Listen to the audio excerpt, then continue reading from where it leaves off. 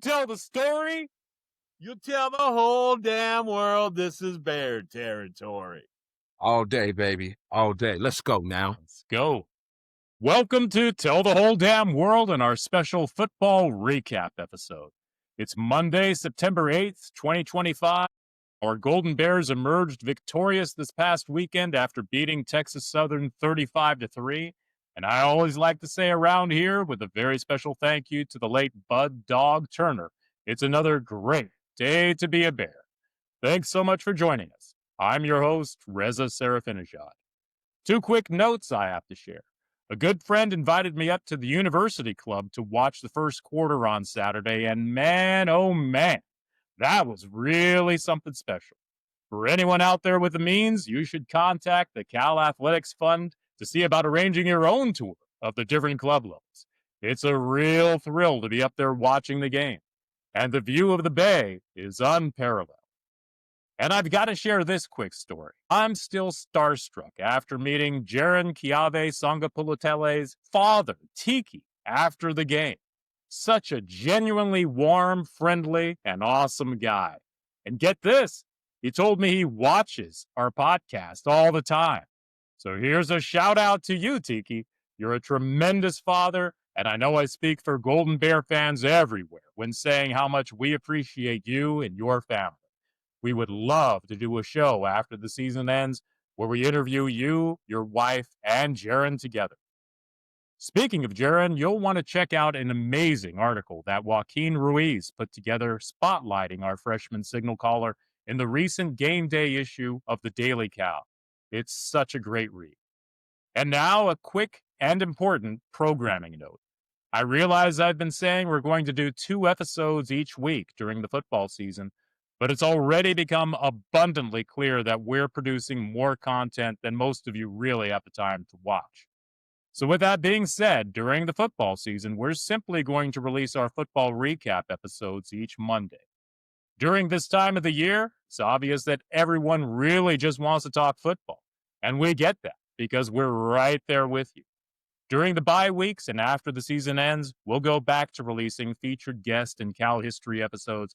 But for right now, it's full throttle Cal football, as my co-host Ahmad likes to say, all day, every day. I'm almost done running my mouth here, but before we get into it today, let me quickly tell you a little more about us and what we're all about. We're the podcast that celebrates all things Cal and the prominent people associated with UC Berkeley, known to many as the center of the universe. We hope to put a smile on your face and help you come away feeling good about your connection to the greatest university on the planet. Please tell all your Cal friends about us. You can share us on social media, and you can always find our latest YouTube videos posted directly to our website at tellthewholedamnworld.com.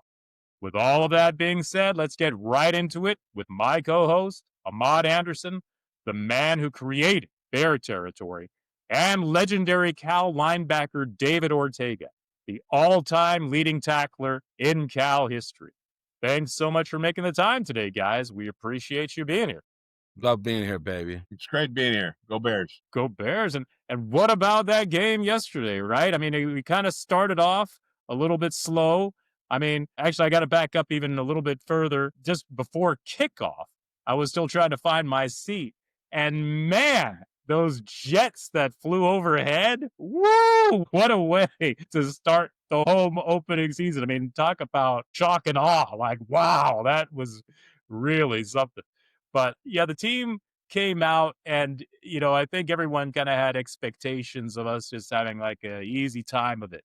And Texas Southern, to their credit, really brought it to us. I mean, they played darn hard. And they have some good athletes, to be sure. And I think Justin Wilcox kind of hit it on the head in the press conference after the game, where he said that he felt like we were kind of pressing a little bit and everyone's maybe trying to make a big play instead of staying with what we should be doing and taking what the defense is giving us. But yeah, I mean, it's just kind of interesting to me to come away from a game and people are kind of like, nah, you know, but we won 35-3, guys. Pretty good, right? But at halftime, we were only up 11-0, and I think that's where some people were a little concerned. because everyone had such high expectations, especially coming off that Oregon State game. Yeah, I heard a couple fans on the way out, and they were bemoaning a little bit of a slow start. And what I kept reiterating to them was, hey, wins are wins that are wins, and you can only have wins. So when you lose, there's no silver lining. It's a loss. So I'd rather have wins that don't look pretty, but 32-point difference, I'll take that any day of the week. Yeah, I mean, look, as both of you know, and most folks who know me who either went to school with me or played football with me, and also the alum. I walk around that stadium. I never sit down. I have a ticket for a seat, but they might as well just give me an open pass to go wherever because I'm like a rover as a DB. I'm all over. But it's hard for me to sit in the crowd next to somebody who is coaching the team while sitting in the seats, who's never been a coach, and then analyzing, which I appreciate because we all do that. We're human, but analyzing in real time what we should be doing or shouldn't be doing, and they haven't watched one bit of game film. It's a little bit different than playing Madden, but I get it. But my piece is, it is always for those of us who have played the game, truly those who haven't played the game, who understand that when you come off a season big opening season big win, or you come off a win after putting all that time into it throughout the spring and out the summer, anticipation, and this collective folks that look like a quilt that haven't been with each other but for a minute in some cases. The reality is just win, baby, as our guy Al Davis used to say for the Raiders. But in addition to that, it gives you an opportunity, and it feels so much better, and it is so much better when you win, to go back and look at the things that you weren't able to accomplish and should have stayed to the script, as Coach Wilcox said. The other piece is, I appreciate the enthusiasm. I appreciate the hunger and the drive. I saw it as a defensive back. There were things I was thinking, God, we should have kept outside containment from our D line. There were things that happened that we were trying to make big plays. And as a defensive back, there were several times that we had TSU receivers that were behind our defensive backs, and we were fortunate enough that the ball wasn't able to get down there, because it was able to get down there, but the pressure was on. And from a linebacker perspective, I'm gonna talk to my guy Dave. He'll tell you, from the insides there, the things they were moving and going back with. I mean, if we had, from an offensive perspective and looking down and having been a coach myself, if we did the things that were the traps and the cutback type plays, we would have had a lot more success on the inside. Now, who did I get that from? I heard it from a number one coach, and I'm not going to give his name, but he was in the stands, and he's admired by many, and a former Golden Bear. There are some things we could have accomplished, but I'm not mad at it. I love what they did. I mean, if people said, and these are some of the people that are walking down the stairs, Dave and I heard them, it may be the same people who said, you know what, that quarterback, our receivers, our receivers are a whole core of folks who are trying to figure it out. But what I do know is we had a quarterback that was able to figure it out with the receivers we had. That was a mouthful, but that's just an appetizer for as we go on through this. It's hard to follow up with the 9-for-9 start of a season at Oregon State. And we literally dropped a few passes and a couple of misdiagnosis on a couple things. But other than that, they were great. And the Bears played well. They won, and I love them. And I loved it. I love the way the team came out and played. They played hard. Absolutely. Well, nearly 36,000 fans were there on hand to witness the first home game for Jaron Kiave Sangapulatele. And man, he did pretty good. He was 26 of 37 for 259 yards. No touchdowns, but he did rush for his first touchdown. 1-yard plunge there very late in the second quarter.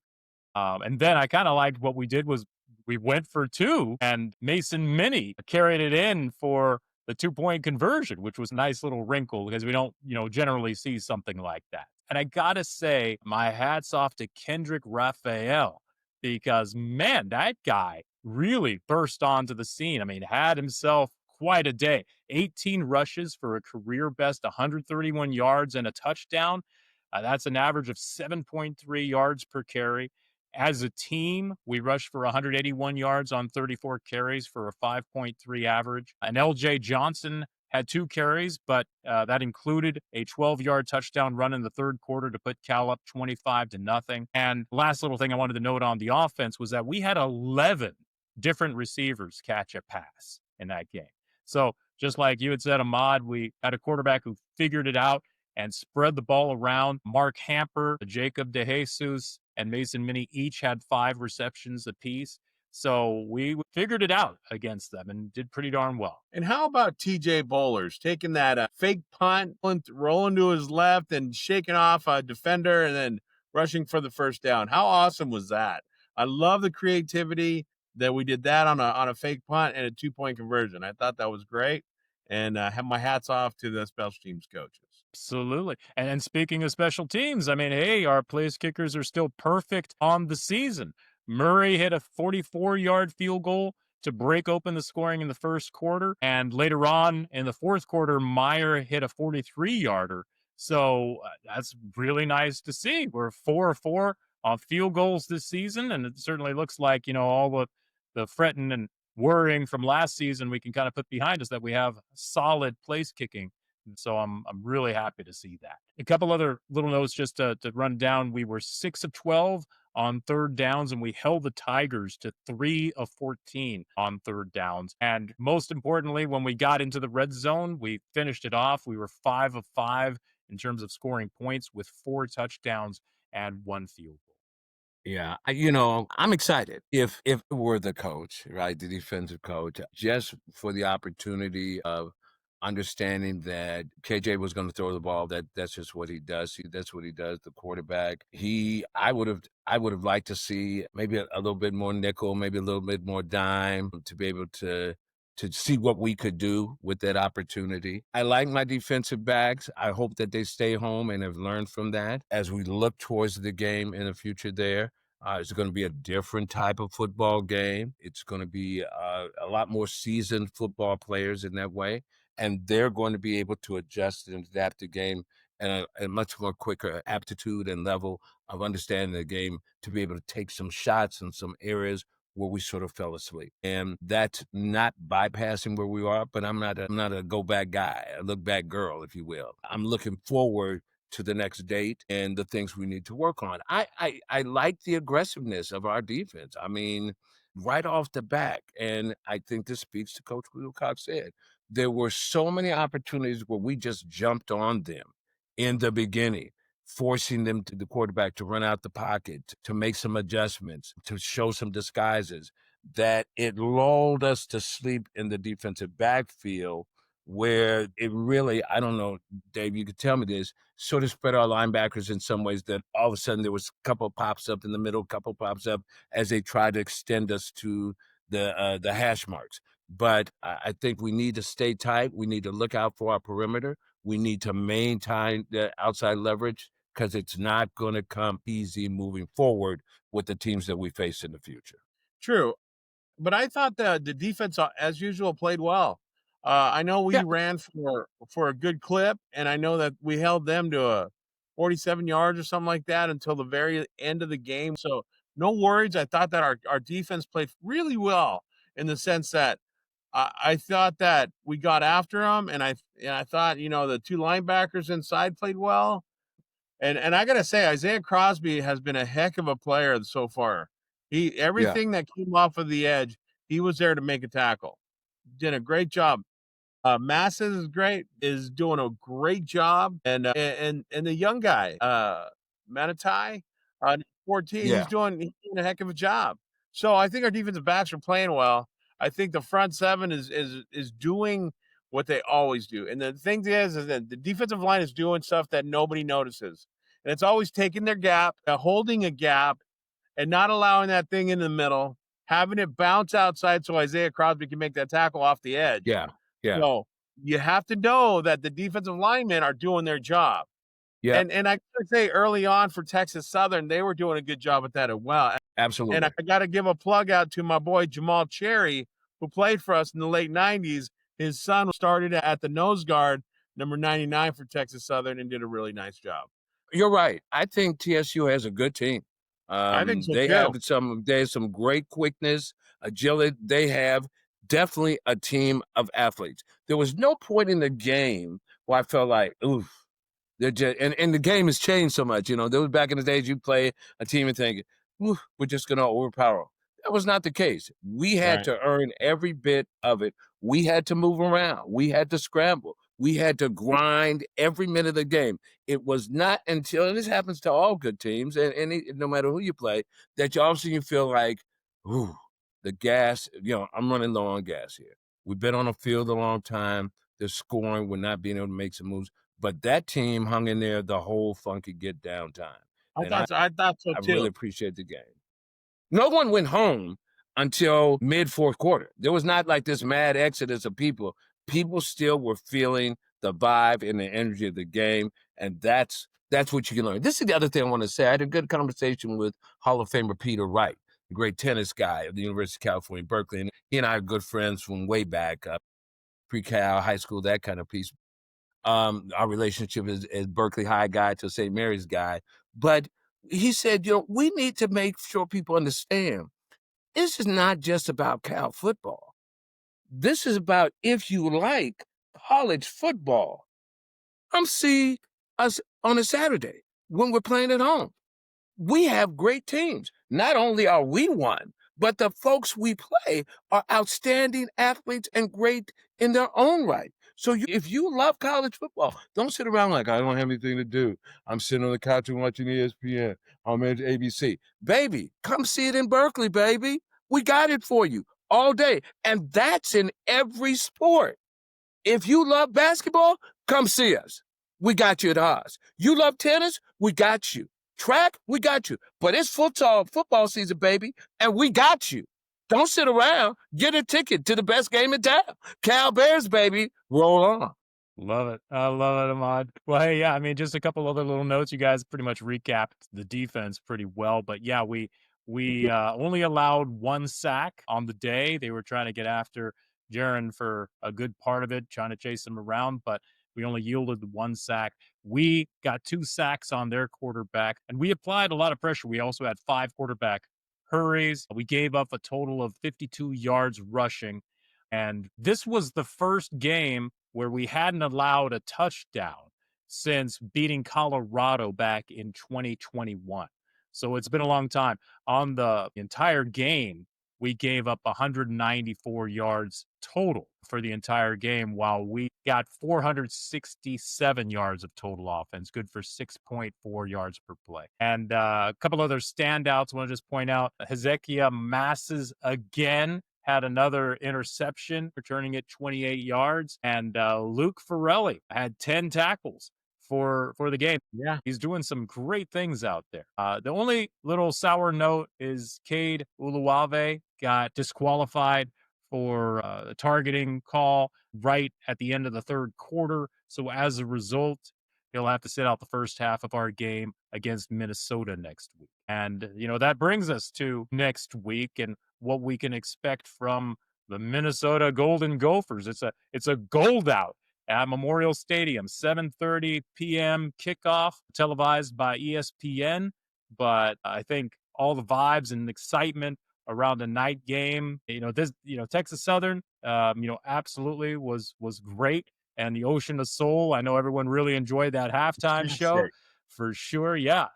But the competition steps up a lot here with Minnesota from the Big Ten coming. And I just, I'd love to see what our team does next week, especially on the national stage, to see how we do. I haven't been able to get into my film session yet, but I will. But I'm looking forward to it. I mean, it's a different type of football. Like I said earlier in the year, I'm excited to see who showed up where at the end of the day through the portal.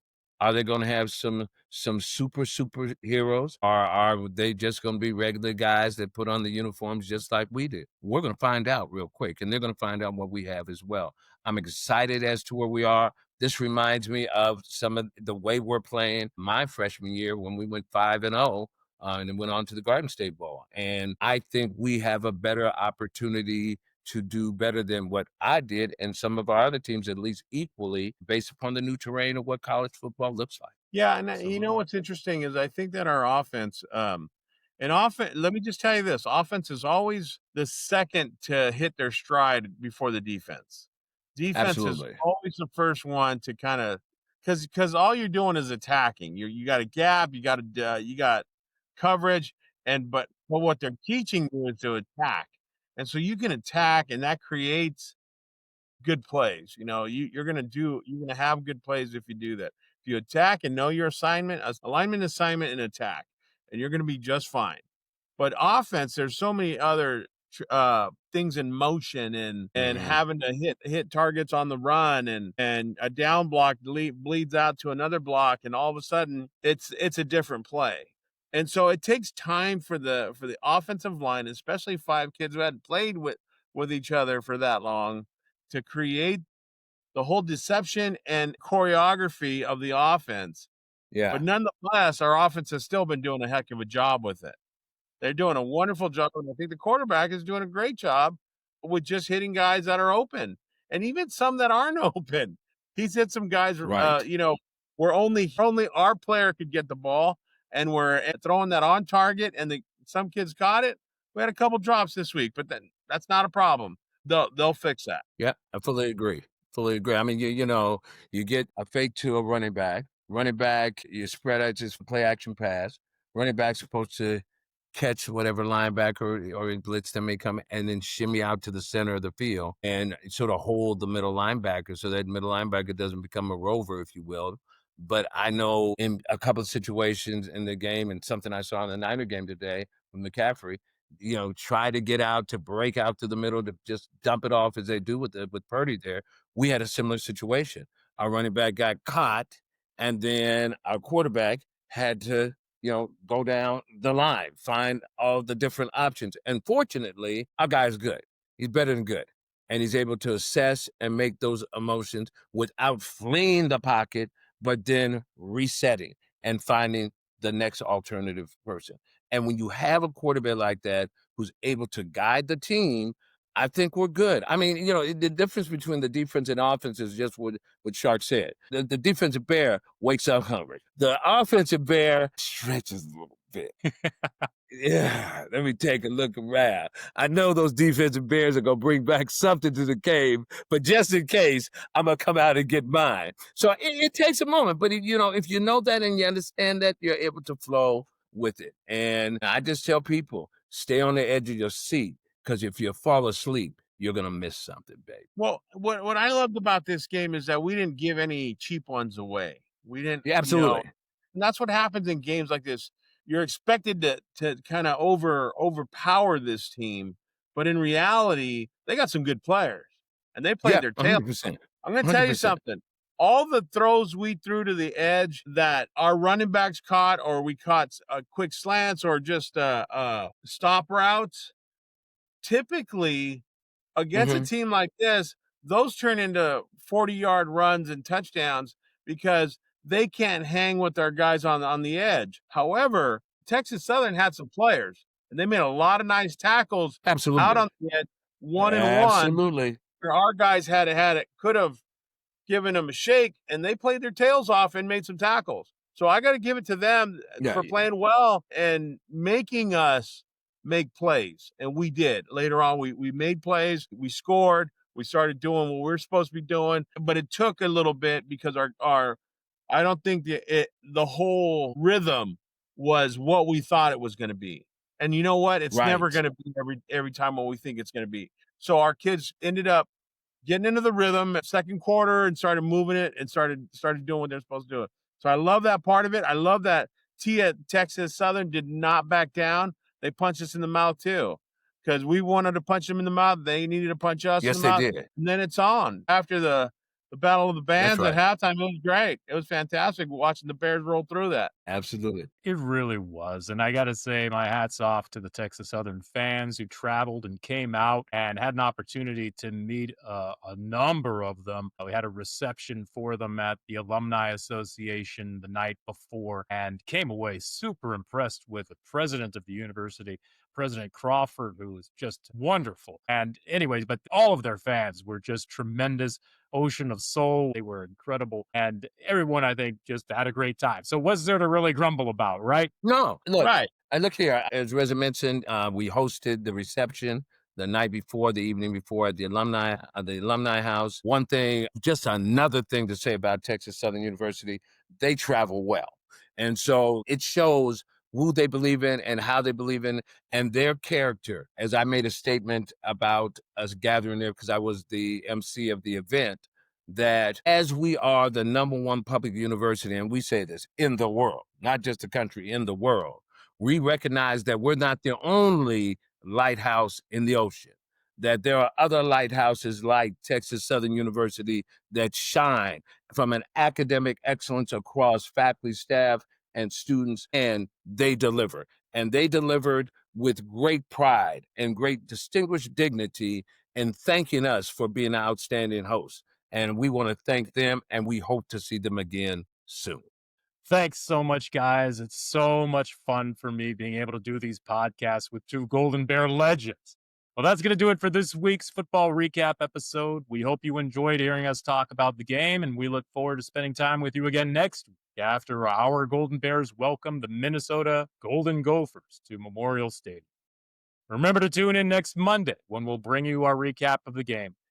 And if you're interested in getting our exclusive Tell the Whole Damn World t-shirts, and I know a number of you saw me at the stadium wearing these, there's only one place you can get them, from our website. You go to our website, scroll down to the very bottom, there's a link to our store. They're pretty awesome. Well, thank you so much for tuning in. We sincerely appreciate all of you out there listening and watching. This podcast is entirely a labor of love and a reflection of how much we love our university. Please help grow this podcast by telling the whole damn world about us.